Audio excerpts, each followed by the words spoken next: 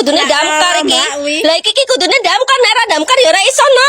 Few moments later.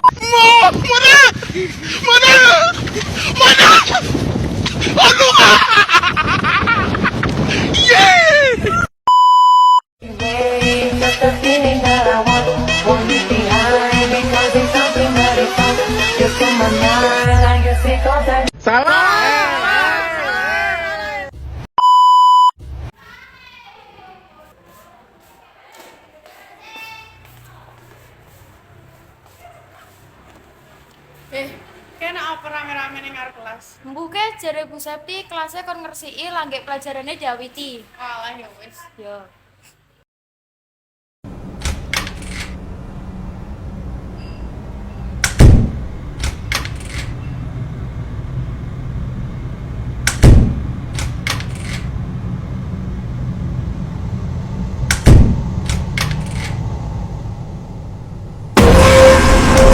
Assalamualaikum warahmatullahi wabarakatuh. Saya dari kelompok 2 kelas IPS 2 akan membawakan sebuah wawancara yang berjudul Pengaruh Kebersihan Kelas Terhadap Pembelajaran Siswa-siswi. Dan sekarang saya berdiri di sini bersama seorang narasumber yang bernama Mbak Suci. Baiklah, untuk pertanyaan yang pertama, sudahkah kebersihan kelas yang kamu tempati sesuai ekspektasi Anda? Menurut saya untuk sesuai ekspektasi sepertinya sudah, tapi belum terlalu penuh lah.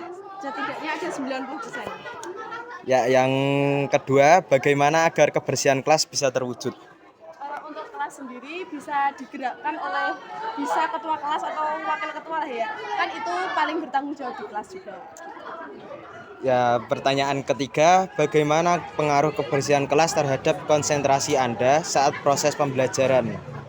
Menurut saya untuk pengaruh kebersihan kelas itu sangat berpengaruh, soalnya kalau seumpama kita belajar dalam keadaan kelas itu kotor, mungkin dari diri saya sendiri itu nggak nyaman, jadi kurang fokus ke mata pelajarannya atau ke kotoran yang ada di sekitar kita. Baiklah, untuk pertanyaan yang keempat, apakah Anda tetap bisa belajar dalam kondisi kelas yang kotor dan berantakan?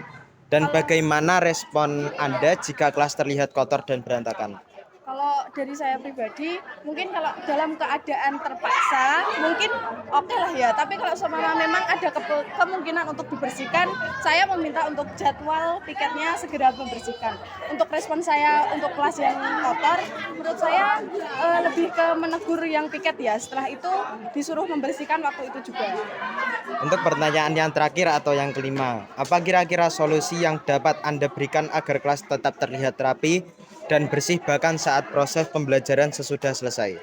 Oke, untuk saran dari saya mungkin setelah kegiatan pembelajaran selesai, itu waktu pulang sekolah boleh langsung dibersihkan ya dengan cara bangku dinaikkan atau apapun itu supaya kelas itu bisa bersih. Jadi tetap kembali lagi ke petugas piketnya. Jadi tetap bertanggung jawab ya.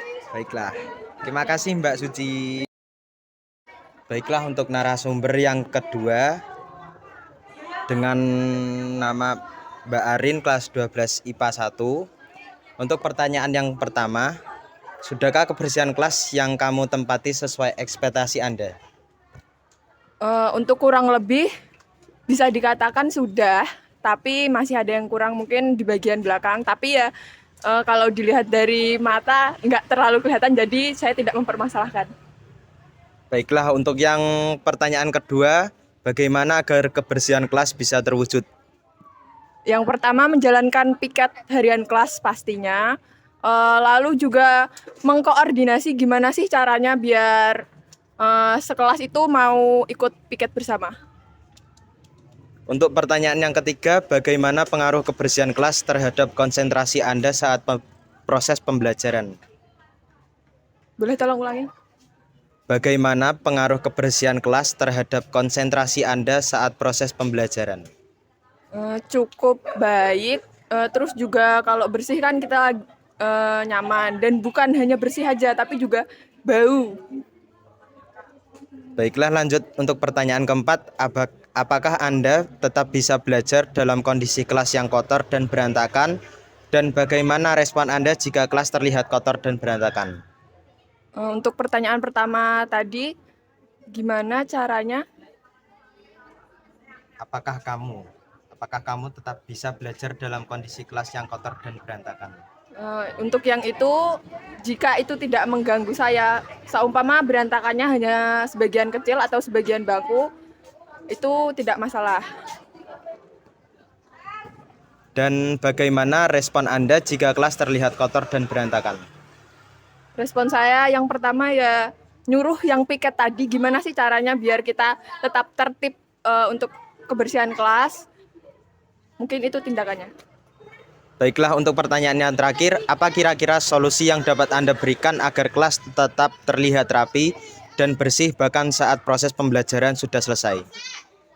Yang pertama, untuk tadi kan sebelumnya ada jadwal piket. Nah, itu untuk seluruh kelas.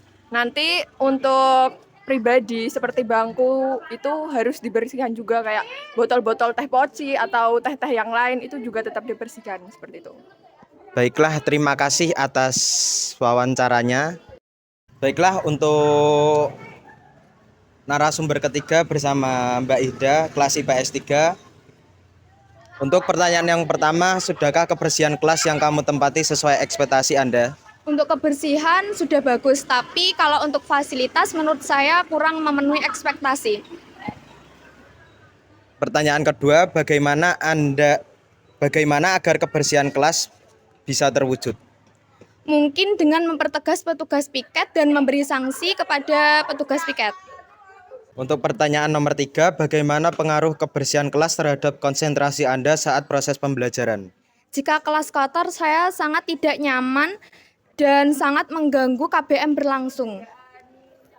Baiklah, untuk pertanyaan nomor 4, apakah kamu tetap bisa belajar dalam kondisi kelas yang kotor dan berantakan? Dan bagaimana responmu jika kelas terlihat kotor dan berantakan? Saat kelas kotor, saya tidak bisa berkonsentrasi dalam pembelajaran karena sangat terganggu. Saya akan memarahi petugas piket pada hari itu, dan jika mereka tidak bertindak, saya akan melaporkan kepada wali kelas. Baiklah, untuk pertanyaan yang terakhir, apa kira-kira solusi yang dapat Anda berikan agar kelas tetap terlihat rapi dan bersih bahkan saat proses pembelajaran sudah selesai?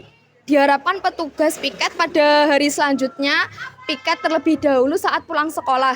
Jadi kelas tetap akan bersih jika KBM selesai. Baiklah, terima kasih untuk Mbak Hida atas wawancaranya. Sekian. Baiklah, untuk penutup.